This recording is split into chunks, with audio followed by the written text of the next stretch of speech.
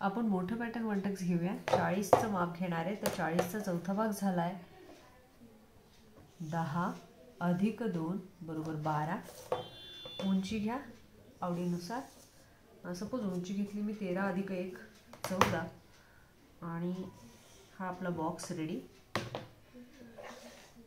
याला गळ्याची रुंदी ही तुम्हाला माहिती असायला पाहिजे. जर नसेल, जर समजा समोरच्याने मला सांगितलेलं आहे की गळा मला मोठा आवडतो, तरीसुद्धा त्याची गळ्याची रुंदी किती असणार आहे? 2 असणार आहे. नंतर त्याच्या शोल्डरचं जे माप आहे ते त्याने जितकं सांगितलं तितकं. त्याने जर सांगितलं की मला 2 पाहिजे तर 2.5 घ्यायचं. त्याने जर सांगितलं मला 3 पाहिजे तर 3.5 घ्यायचं. आता आम्हाला सांगितलं की 2.5 पाहिजे म्हणून आम्ही किती घेणार आहे? 3 घेणार आहे. आणि हे झालं 40 छातीसाठी लागणारं माप. तुम्ही हे कमी जास्त करू शकता. गळ्याची उंची तुम्हाला जेवढी पाहिजे तेवढी, समजा 6 सांगितलेली आहे तर 6.5 घ्या. मी इथे 5.5 अधिक अर्धा इंच घेतला आहे. आणि बगलीची लांबी जी आहे ती 40 छातीसाठी 6 इंच इतकीच लागते. तर हा निव्वळ योगायोग आहे. हे आणि हे असं सेमच असतं असं नाही. असं करा, 1 इंच आतमध्ये जा, तिरकस रेषा ओढून घ्या. 1.5 इंच वर पुन्हा एक रेषा द्या, तिरकस रेषा ओढा. आणि आपण आता 40 छातीचं माप शिकलोय. तशाच पद्धतीने आपण आणखीन सुद्धा पुढचे माप शिकणार आहोत. तुम्ही शिकत आहात LG फॅशनमध्ये 1 टक्स पॅटर्न. आता मला सांगा की छातीचा टक्स कसा मेंटेन करायचा आहे. तर टक्सचं हे माप जे आहे ते फिक्स असतं. तर ते 40 छाती आहे ना, तर मी कसं लॉजिक लावलं की 40 वर 0 करा आणि हा जो 4 आहे त्याला इथे घ्या. मग तो 4 इथे आलेला आहे आणि त्याला तसंच सोडा.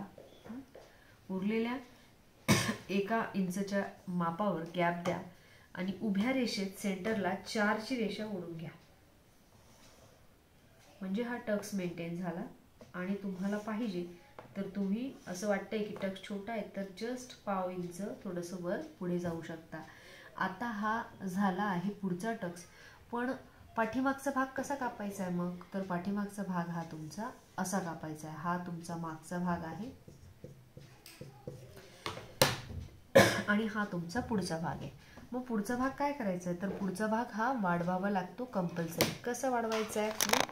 तर आता आपण असं समजूया की आपला कापला गेलेला आहे आणि हा कटिंग करून आपल्याकडे रेडी पार्ट आलेला आहे पुढचा. आपण आता त्याला काय करतोय? वाढवतोय. तर कसं वाढवायचं नेमकं? मग हा वाढवायचा पार्ट बघूया. इथे 1 इंच माप घ्या, या साईडला पण 1 इंच माप घ्या, नंतर या सेंटरमध्ये पण 1 इंच माप घ्या. असं तिरकस जोडा. इथे 1/2 इंच घ्या, इथे 1/2 इंच घ्या. आणि अशा पद्धतीने हा आपला पॅटर्न रेडी झालेला आहे. यालाच तुम्ही टक्स दिला की पॅटर्न कंप्लीट होईल. अशा पद्धतीने हा 1 टक्स पॅटर्न वाढवला आहे. असे आपण सगळे पॅटर्न वाढवायचे शिकणार आहोत. पण तुम्ही छान कमेंट्स मात्र लिहून पाठवा. नुसतं लाईक करून काही फायदा नाही. आणि तुम्हाला कोणते आणखीन ब्लाऊज पॅटर्न पाहिजे ते कळवा.